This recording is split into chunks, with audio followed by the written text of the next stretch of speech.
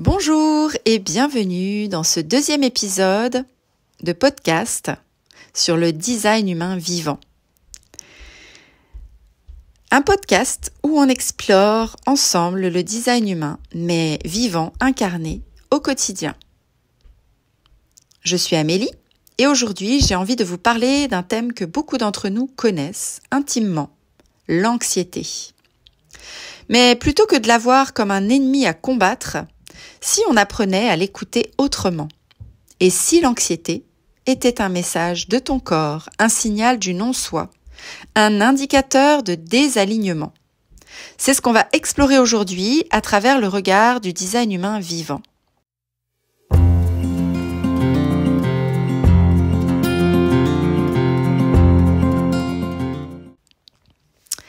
Avant tout, mettons les choses au clair. Ressentir de l'anxiété, c'est humain. Une réponse naturelle face à l'incertitude, la pression ou à des émotions non digérées. Mais dans le design humain, on va aller un peu plus loin et on va pas se contenter de se dire « j'ai de l'anxiété ». On va se demander d'où elle vient et surtout si elle vient de nous ou de ce qu'on absorbe des autres. L'anxiété peut être vue, dans un premier temps, à travers nos centres non définis. En design humain, chaque centre peut être défini quand il est coloré ou non défini quand il est tout blanc. Et chaque centre non défini est un lieu où l'on absorbe l'énergie des autres. C'est souvent là que naît l'anxiété, mais pas uniquement, vous allez voir. Par exemple, quand on a le centre de la tête non défini, c'est un centre d'inspiration mentale, on va pouvoir ressentir une pression mentale constante pour répondre à des questions qui ne nous appartiennent pas. Et ça peut générer beaucoup d'anxiété. Quand on a le centre de la rate, qu'on appelle également splénique, non défini, il est lié à la santé, la peur et la survie. On a donc tendance à amplifier les peurs des autres. Résultat, on se sent anxieux sans savoir pourquoi. Le centre du cœur, quant à lui, qu'on appelle également l'ego, quand il est non défini, va nous pousser à prouver notre valeur. L'anxiété peut surgir ici, quand vous vous engagez à faire des choses pour prouver que vous êtes digne. Quant au centre émotionnel, le plexus solaire, c'est un des plus puissants. S'il est non défini, alors on va avoir tendance à absorber les émotions des autres et les amplifier. Ce n'est pas notre émotion, mais on la vit parfois comme une tempête intérieure. Alors je vous invite à vous poser cette question. Est-ce que ce que je ressens est vraiment à moi ? Moi qui suis réflecteur, ça m'a sauvé la vie quand j'ai découvert ça, parce que le réflecteur a que des centres blancs, et donc il absorbe tout ce qui se passe autour de lui dans tous les centres qu'il a à l'intérieur, et donc du coup je me retrouvais envahie par plein de choses que je croyais être à moi. Et quand j'ai appris tout ça, j'ai appris à me poser la question, est-ce que ça m'appartient ? Et à chaque fois que je me posais la question, quand ça n'était pas à moi, ça s'arrêtait. Et c'est là que je me suis rendu compte qu'il y avait quand même beaucoup de choses qui n'étaient pas à moi. Alors, l'anxiété, ça peut quand même aussi être un guide vers soi. L'anxiété, c'est un signal, une invitation à revenir à notre alignement. En design humain, on parle de stratégie et d'autorité intérieure. C'est notre boussole. Quand on l'écoute, qu'on agit depuis un lieu juste, on évite de se laisser aspirer par l'énergie du non-soi. Par exemple, si vous êtes générateur, la stratégie, c'est répondre.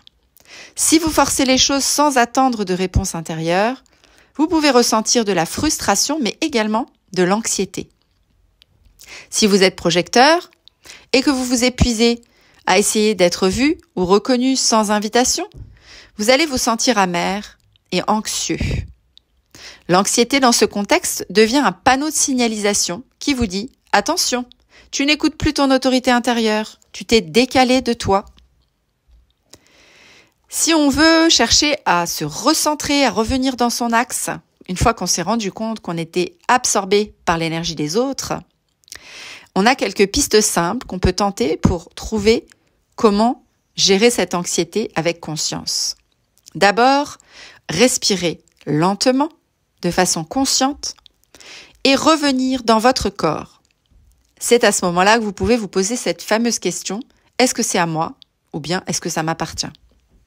Deuxième possibilité, vous vous recentrez sur votre stratégie et votre autorité, en vous demandant si ce que vous vivez est selon votre design ou selon une pression extérieure. Troisième possibilité, vous pouvez déjà commencer par noter tous vos centres non définis et observer les situations qui activent votre anxiété. Est-ce que c'est un lieu, une personne, une attente? Vous allez voir que ça va vous éclairer pour la suite. Et puis dernière piste, revenir au vivant. Le design humain, c'est pas un concept mental, c'est une expérience vivante. Allez marcher, bouger, écoutez votre sacral, votre intuition, votre plexus, vous verrez que ça peut vraiment changer la donne. Mais l'angoisse n'est pas seulement en lien avec les centres non définis. Elle peut également venir avec des centres définis. Parce que nos certitudes peuvent nous enfermer parfois. Et oui, les centres définis, ce sont des zones de stabilité. Mais parfois, elles peuvent être un peu rigides. Un centre défini, c'est une source d'énergie constante, stable et intérieure. C'est un peu comme une fréquence qu'on émettrait naturellement. Le problème qu'il peut y avoir, c'est que ce sont des zones où on peut être inflexible, attaché à notre manière de faire les choses et résister au changement. Et ça peut générer du stress, des frustrations et de l'angoisse quand la réalité extérieure ne correspond pas à cette fréquence interne. Donc, si on regarde pour chaque centre défini, comment l'angoisse peut se manifester.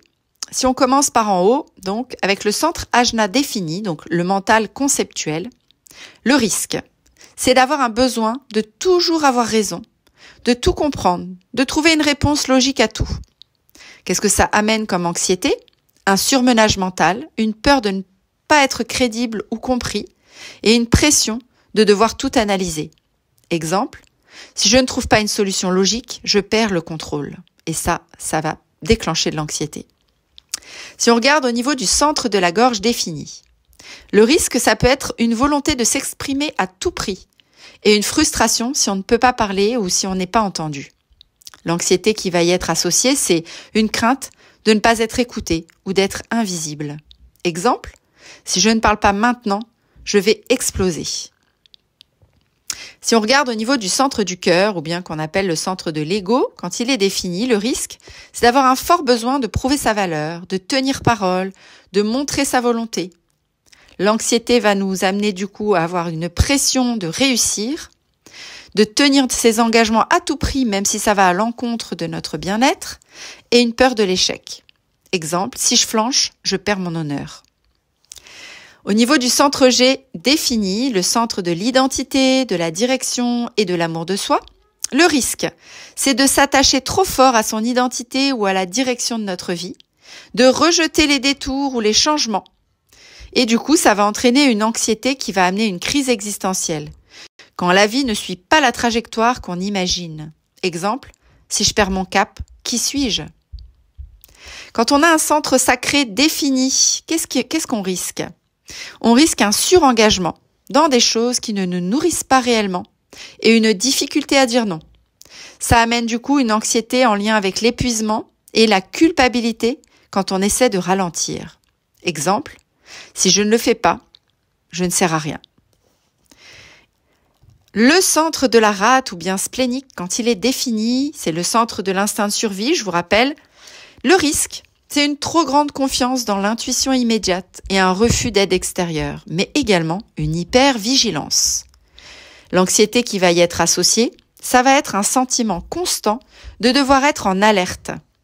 Exemple, je dois rester attentif sinon quelque chose va mal tourner. Si on regarde au niveau du centre émotionnel défini, le plexus, les risques, c'est des montagnes russes émotionnelles internes, une difficulté à réguler nos vagues émotionnelles.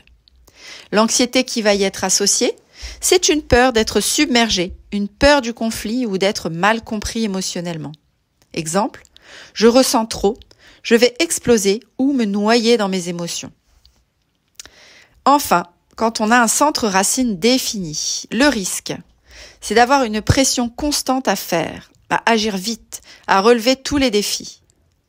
L'anxiété qui peut y être associée, ça va être du stress chronique, un sentiment de toujours être en retard, de toujours devoir faire sans s'arrêter. Exemple, je dois tout gérer maintenant, sinon ça va s'écrouler. Si on résume tout ça, Les centres non définis créent de l'angoisse par absorption de l'extérieur. Les centres définis créent de l'angoisse par pression interne ou par rigidité. On se rend donc compte que l'anxiété ne vient pas forcément seulement de qui nous influence, mais également de à quoi on s'identifie trop fortement, une sorte d'enfermement intérieur. En conclusion de tout ça, on va dire que l'anxiété n'est pas un ennemi. L'anxiété, c'est pas un bug ou un message déconnant. C'est un message à part entière, une boussole. Quand on commence à vivre son design vraiment, dans le corps, dans les choix, dans la présence, on découvre que l'anxiété se transforme. Elle perd son pouvoir parce qu'en reprenant notre propre autorité, on se sécurise de l'intérieur. Voilà, je vous remercie d'avoir été là, d'avoir écouté ce 2e épisode du podcast Design Vivant. Et si cet épisode vous a parlé, n'hésitez pas à le partager, à vous abonner ou à m'écrire sur Instagram à Amélie Thérapeute. Et on se retrouve très bientôt pour explorer un nouveau thème, toujours au cœur du vivant. À très vite!